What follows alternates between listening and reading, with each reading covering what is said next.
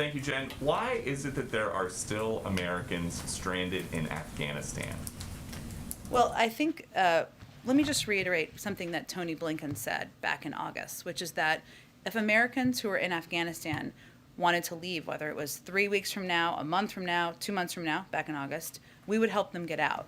And that is something that we've delivered on our word on. I would note that since that time, we've directly assisted 479 American citizens, 450 lawful permanent residents, and SIV holders and SIV applicants to depart Afghanistan.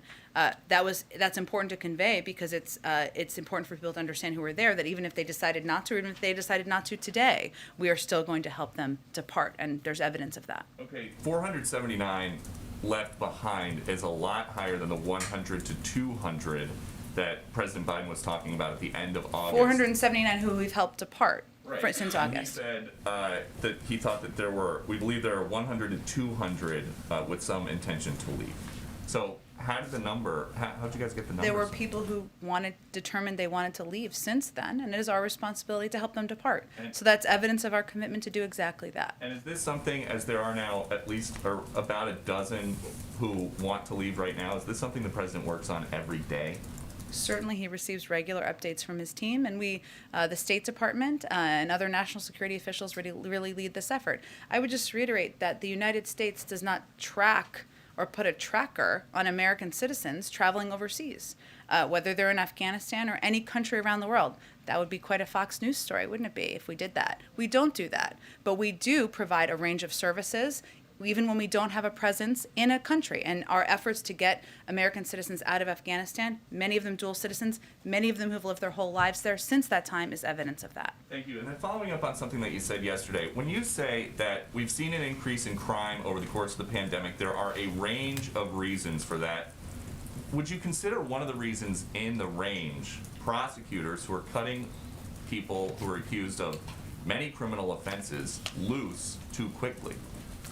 I am not, as I wasn't yesterday, going to give an assessment for every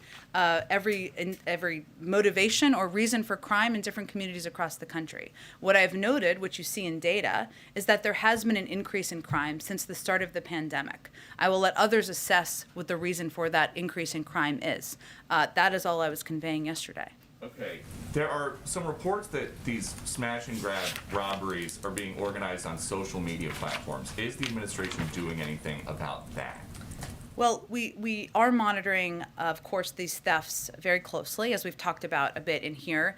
The videos and reports we're seeing are very troubling. Our state and local law enforcement partners have primary jurisdiction over break-ins and robberies of this kind, but I can say we're aggressively using every resource at our disposal. In terms of how they're being organized or orchestrated, we'd really refer you to our law enforcement authorities, FBI, DOJ, and other local authorities on that. And last one, the reason that I ask, you guys have not been afraid to call out social media companies, like when you thought that they were a platform for COVID disinformation. You said that that was a public health matter.